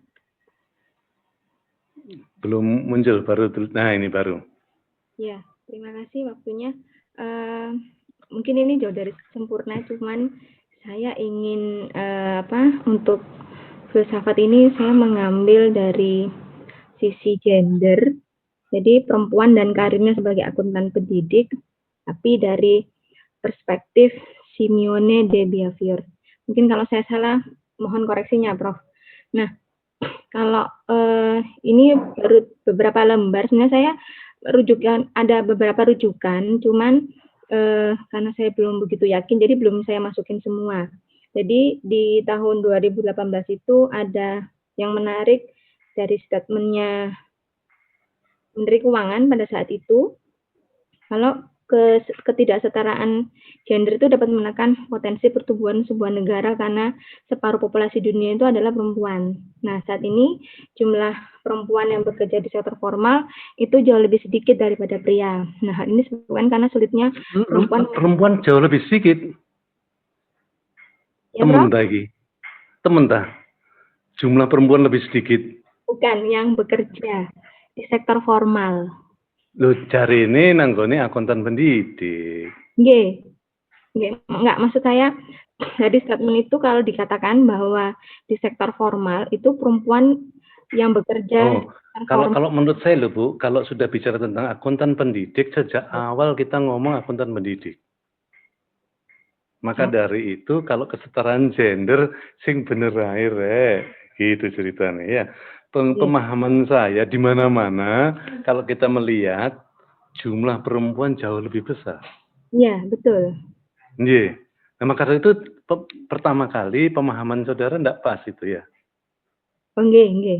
Nggih, enggak pas. Jadi silakan dibicarakan apanya, tapi kalau dari jumlahnya loh ya, kecuali kalau yang dimaksud kesetaraan gender apa spesifik ya monggo. Tapi kalau dari jumlahnya mboten. Itu sangat orang jumlah mahasiswa saja loh dari 100 mahasiswa mungkin yang perempuan itu 70 sendiri. Iya. Itu dari jumlahnya gitu ya. Apalagi kalau kita bicara tentang dosennya gitu ya. Karena akuntan pendidik kan identik dengan dosen toh. Iya, betul. Maka dari itu jangan melihat di luar itu loh Bu. Jadi kalau akuntan pendidik ya fokus sejak pertama akuntan pendidik. Iya. Ji, monggo. Berikutnya. Nah,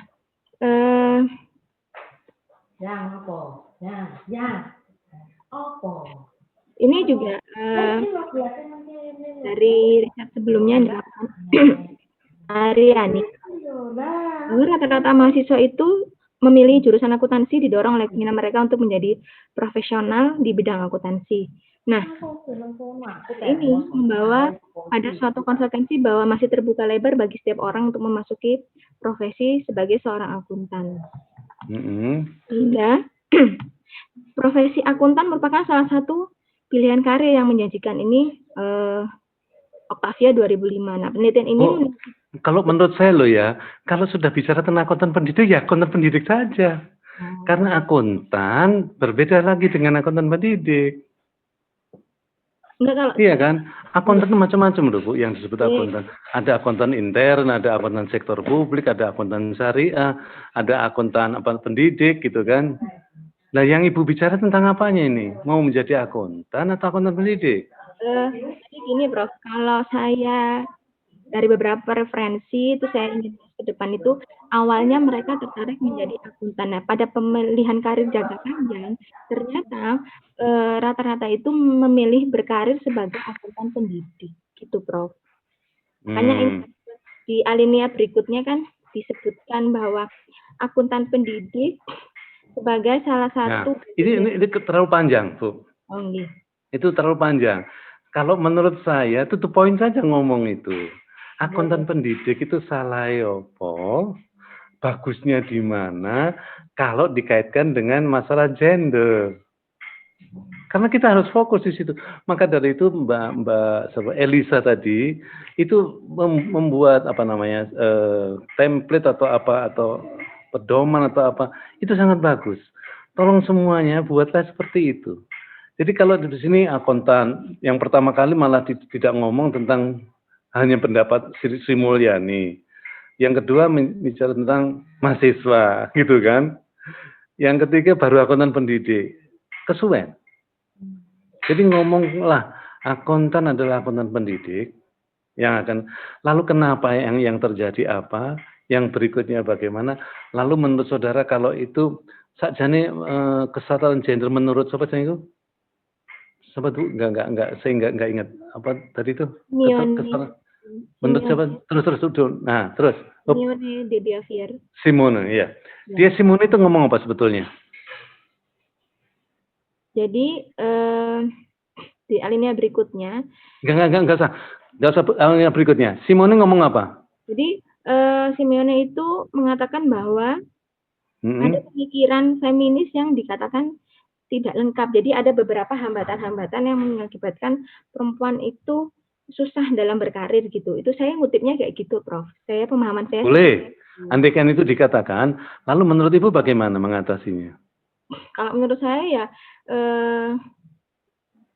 bisa dikatakan benar, tapi tidak juga bisa dikatakan salah. Jangan benar dan tidak. Bagaimana mengatasinya?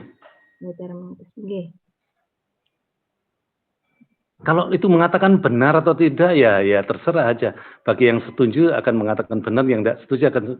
Tapi yang saya penting adalah bagaimana mengatasinya. Itu baru yang namanya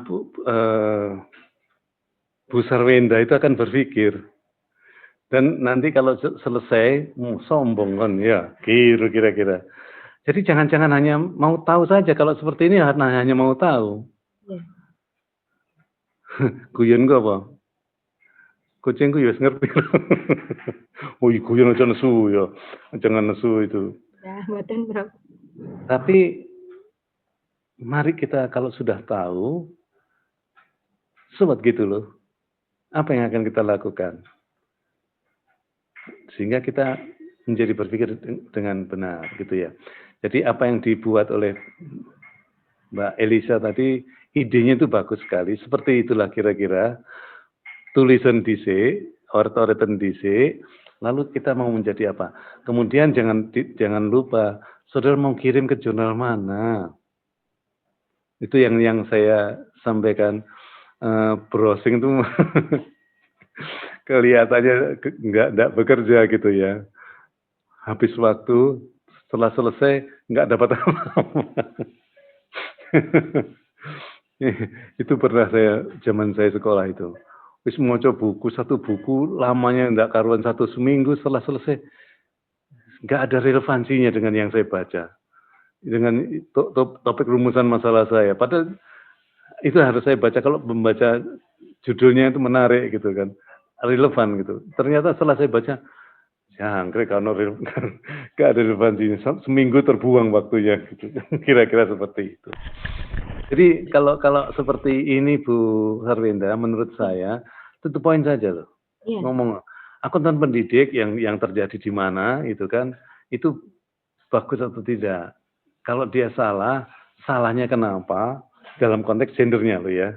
Dalam konteks gendernya. Kalau dia benar, benarnya bagaimana? Itu poin saja. Akuntan pendidik sejak awal. Jadi tidak ngomong tentang mahasiswa kepinginnya jadi apa. Bahwa kita sebutkan bahwa nyatanya para alumni mengharapkan menjadi akuntan pendidik. Nah, jangan lupa referensi kalau seperti itu. Yeah. Ya, Referensi diperlukan di mana-mana, diperlukan. Tapi singkat-singkat saja gitu ya, jelasnya. Lalu kalau akuntan pendidiknya seperti ini, karena ada masalah gender, bagaimana cara mengatasi gender menurut Ibu? Itu poin. Jadi tidak apa nama judulnya nanti ya nanti aja lah judulnya. Tapi ngomong aja seperti itu.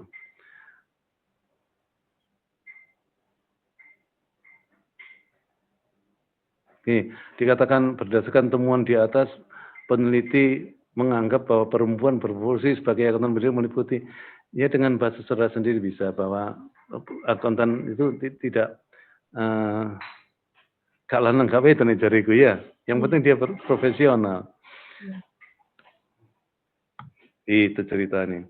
Iya, Prof. Terima kasih masukannya.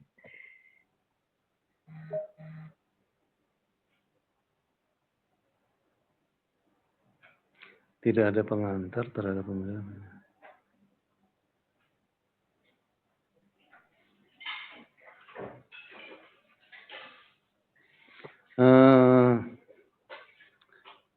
Kalau pemahaman saya loh Bu, yeah. Pemahaman saya ini bukan tulisannya itu ya. Kalau pemahaman saya, benar nggak? Kalau Islam itu tidak membedakan loh Bu, masalah gender. Iya. Yeah. Iya, itu yang saya pahami. Jadi nggak ada. Memang pembagian waris, pembagian itu laki-laki dan perempuan, tapi kan ada hubungannya karena waris, karena ekonomis, gitu kan. Tetapi kalau bicara tentang perilaku, menurut saya kok enggak. Karena apa yang dikatakan Allah, yang penting kualitas iman, bukan masalah laki atau perempuan. Menurut saya loh ya, seperti itu. Jadi Simone de Beauvoir, macamnya biasa wae angel iku. Beauvoir. Ilat Jawa ya gini kalau silakan kalau mengikuti, tapi itu pendapat saya, pemikiran saya gitu kan. Ya monggo. Gitu Bu Sarwenda. Ya, Prof. Jadi sejak awal tuh ngomong to the point, ya. Lalu pikiran yang untuk semuanya, kita tuh mau apa sih? Apakah kita biarkan? Ingat loh ya, jangan hanya untuk mengetahui saja loh ya. Tetapi setelah, ya pasti kita ingin tahu. Setelah tahu mau apa, maka dengan demikian kalian berpikir, termasuk Mbak, siapa sing sekolah? Stipak itu, Mbak Andika, siapa sih kok Andika? Yang ada di sini teman saudara itu, yang dari Stipak itu apa? Atika. yang seperti itu. Jadi tolong dipikirkan apa yang mau kita lakukan. Kalau kita berpikir apa yang akan kita lakukan, maka berpikir yang serius. Nanti kalau itu jadi, jangan berpikir paling bagus loh ya, paling benar loh ya. Tapi itulah kita mengajukan pemikiran, dengan demikian nanti rotok sombong. Saudara lulus, aku lah ide ya. Dan syukur-syukur bisa dilakukan di dalam masalah penelitian untuk yang S3-nya nanti. Gitu. Tapi bicara gender ya jangan seperti ini. Kalau menurut Ibu apa gender itu? Gender itu ya Prof, laki-laki dan perempuan. Ya memang laki dan perempuan. Terus harusnya bagaimana? Ada kesetaraan di situ, Prof. Jadi bagaimana cara membuat kesetaraan? Jadi laki-laki ya sama dengan perempuan dalam hal misalkan kalau di sini. Ya tulisan. Itu tulisan sampai menjadi sebuah pendapat. Gitu. Kalau bisa, kalau yang tidak kalah penting, jangan dilupakan penelitian terdahulu yang berkaitan gender. Ada yang mengatakan seperti siapa ini? Simone ya boleh ditulis gitu kan. Itu hampir atau Simone de Beauvoir. Tahun berapa itu Bu? Tahun 80-an ini Bro. Ya, ya enggak apa-apa. Oh ya, saya karena menyebutkan 86, saudara, menurut saya, jadi tulisan itu tidak harus terbaru, ya. Tetapi yang penting apa? Ada relevansinya.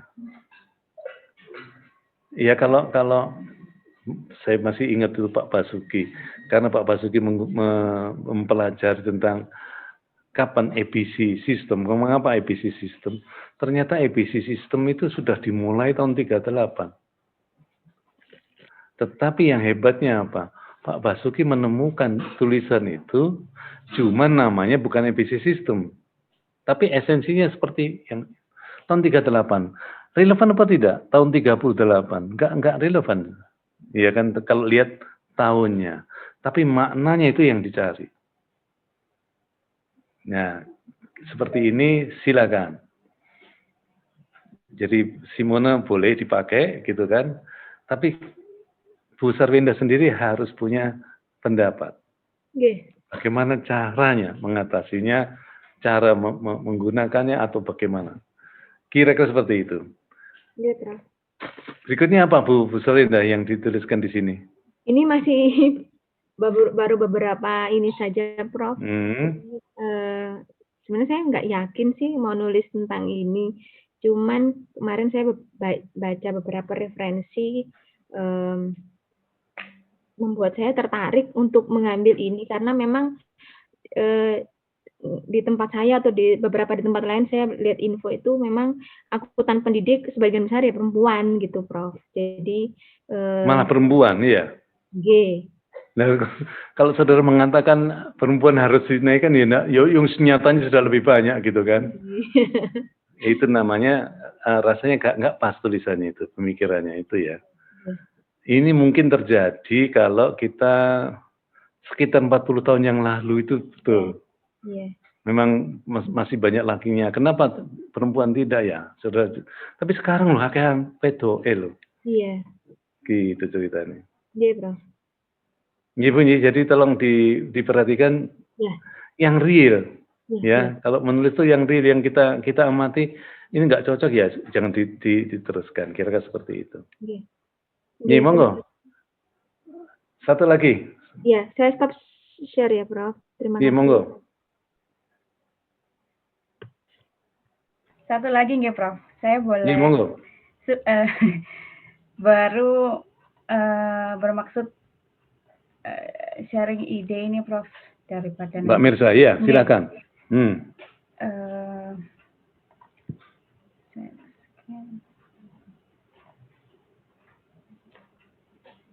Oh iya, ini sambil menunggu Mbak Mirza ya, nanti akan saya tuliskan di di aulanya. Kalau bisa tolong dikumpulkan ya paling tidak sampai dengan itu tulisan-tulisan saudara, idenya itu, yang tadi diomongkan tuh, supaya saya bisa memberikan oret-oretan langsung kepada saudara. Oh, di aula ya, Prof ya? Iya, di aula. Oh iya. Saudara pilih mana? Di aula atau di email saya? Di aula aja, Prof. Di aula. Di aula aja ya. Oke, Dan. Nanti saya tambahi. Iya. Prof, boleh bertanya sebentar sedikit saja? Iya, monggo. Begini, Prof. Kan tulisannya yang untuk filsafat ilmu ini kan kalau lancar kan bisa menjadi sebuah paper begitu. Kalau misalkan saya juga mengajak relasi saya sebagai penulis ketiganya gitu, apakah boleh, Prof? Jadi Prof Cep sebagai penulis kedua, tapi nanti ketiganya saya ngajak rekan saya juga gitu, Prof. Apa tujuanmu?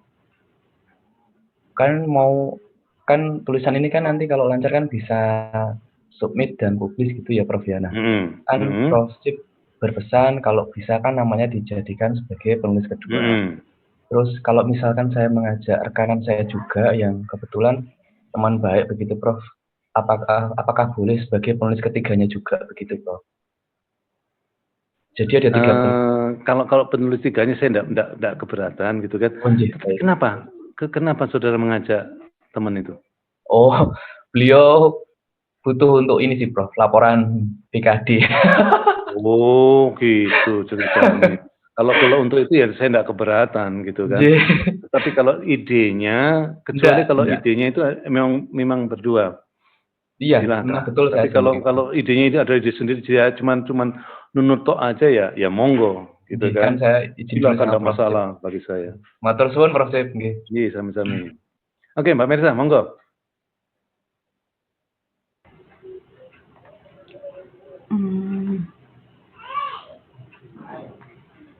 Ini masih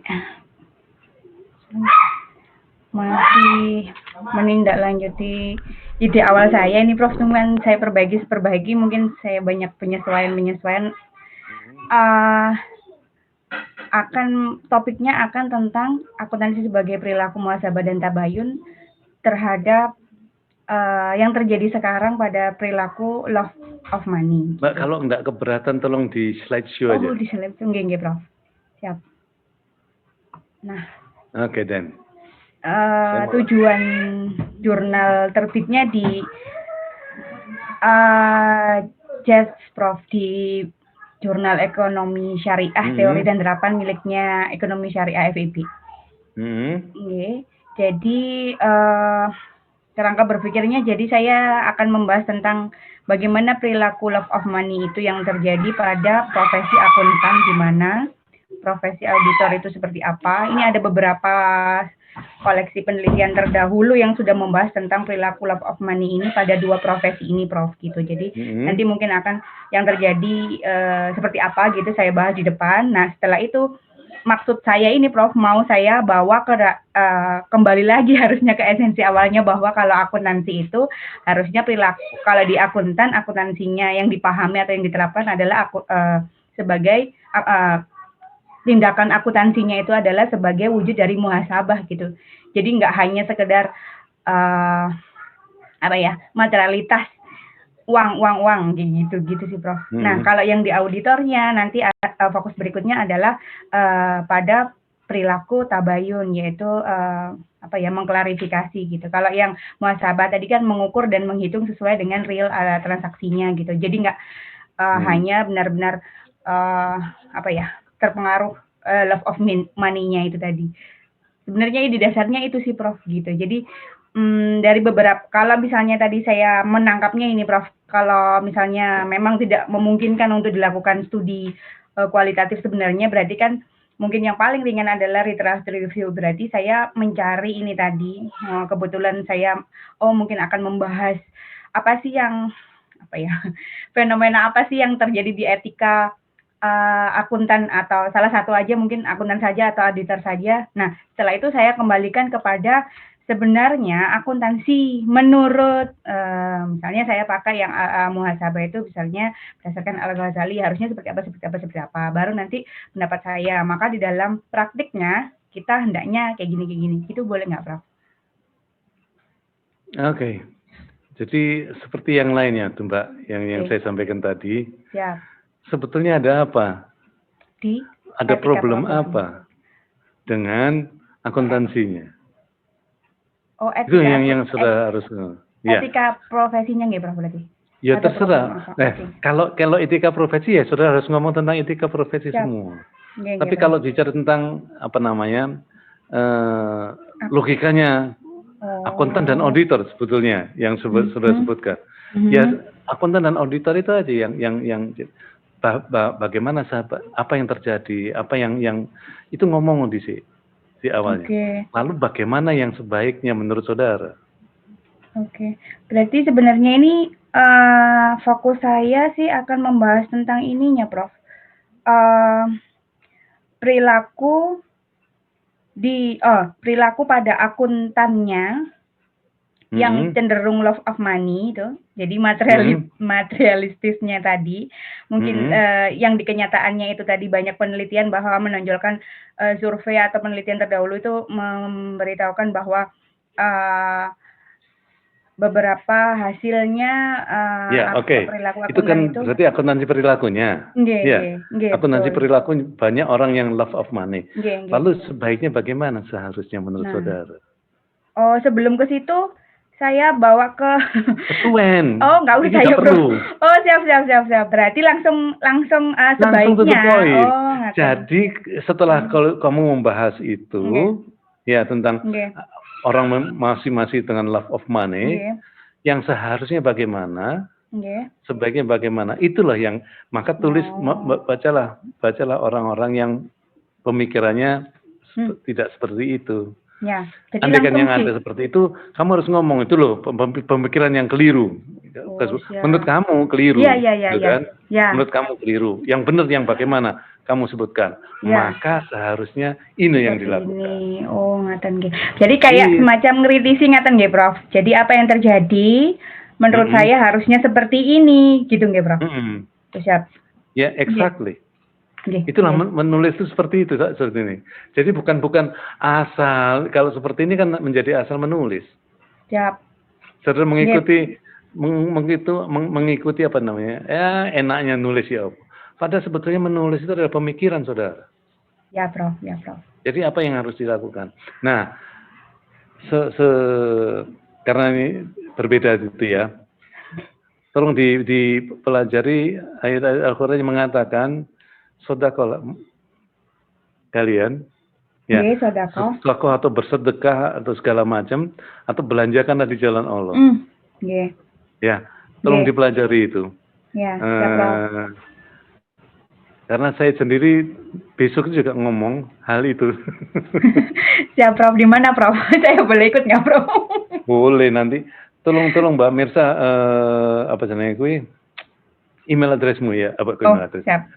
Enggak, telepon aja. Cepat. Nanti akan saya kirim. Saya kirim acaranya. Materi-materi saya. Kapan harus diikuti dan lain sebagainya, gitu ya. Iya, Prof. Ceritanya. Jadi tolong diperhatikan hal itu. Intinya loh ya, apa yang saya pikirkan. Bahkan kalau saudara jangan berpikir profit, duit. Iya, seharusnya profit itu yang dimaksud di dalam, ya ini bagi orang yang seagama loh ya, yang saya tidak memaksakan saudara ikut agama saya, itu keyakinan. Tetapi apa yang dikatakan agama, apa yang disebut untung, kalau kalian meninggal masuk surga, bukan perkara duit. Iya. Itulah yang saya bahas banyak itu. Jangan berpikir duit saja, tapi lah berpikir yang lain-lain. Kenapa saya bicara tentang ini loh? Saya sudah membuktikan loh ya. Bukan membuktikan, tetapi karena bersamaan itu keyakinan saya semakin besar. Contohnya IAI, saya menjadi ketua IAI Ikatan Akuntan Indonesia itu hampir 3 periode, 24 tahun, berarti 12 tahun, ya kan? Selama itu ya semua orang pasti kepingin punya gedung. Ya kan, pengen punya gedung sendiri. Alhamdulillah saya terjadi. Tapi terjadi bagaimana? Gak masuk akal. Karena apa? Kalau bicara tentang apa namanya, bagaimana mengelola IAI, saya tanya Mas Sigit itu kan direkturnya. Sigit kan duit. Enggak, Pak. Saya bilang. Ya mari kita cari duit. Tetapi di dalam mencari duit itu tadi, jangan berpikir duit.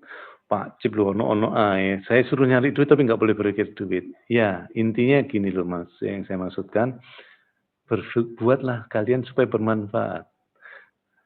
Jadi kita berbuat yang bermanfaat, yang memberikan manfaat bagi orang lain. Itu yang saya lakukan. Nah, itu berjalan. Tahu apa pada tahun 4 tahun atau 5 tahun yang lalu, Pak Dekarwo itu loh menyuruh saya mengevaluasi seluruh desa se-Jawa Timur. Ya desanya enggak banyak sih, cuma 7.800 desa, enggak banyak kan. Lah, tapi Bu Nawang masih itu kepala diklatnya. Itu sampai nelpon ke saya, Pak Jep, tolong bantu saya. Karena apa? Ini dulu tulisan Pak Karwo yang bisa menyelesaikannya adalah Cipto. Nama saya ditulis Cipto strip IAI. Maka dari itu janganlah berpikir profit. Itu juga kalau saudara mengikuti saya, tolong lihatlah bisnis yang ngomong apa? Makan sepuasnya, bayar seikhlasnya.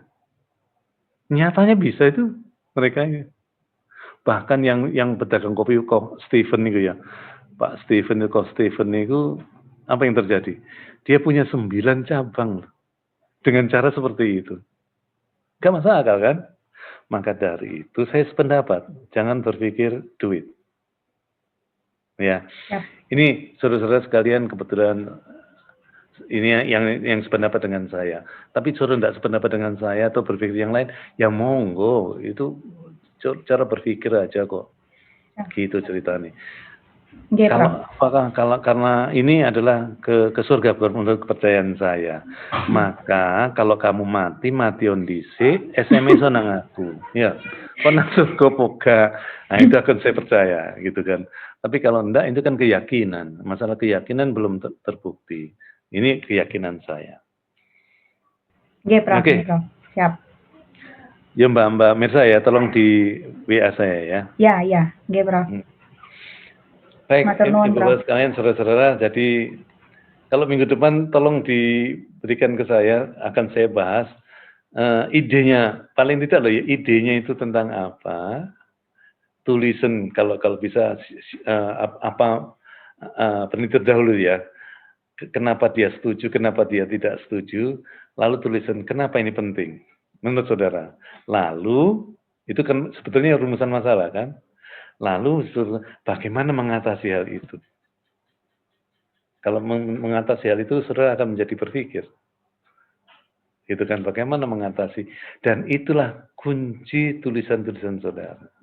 Selain jurnal mana yang saudara harapkan, kirim menanggonku, template-nya atau selingkungnya atau apa namanya itu ya. Pedoman lah istilahku. Pedomannya tolong dikirim ke tempat saya akan mengikuti pola pikir saudara. Nah, yang terakhir, kalau bisa nilai-nilai filosofisnya dimasukkan. Supaya kelihatan bahwa kelas ini adalah kelas filosofis. Ya, kira-kira seperti itu. Ada pertanyaan?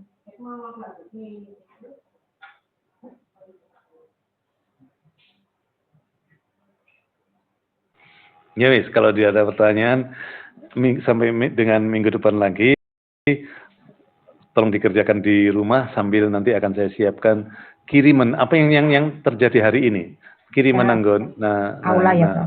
aulanya. Ya.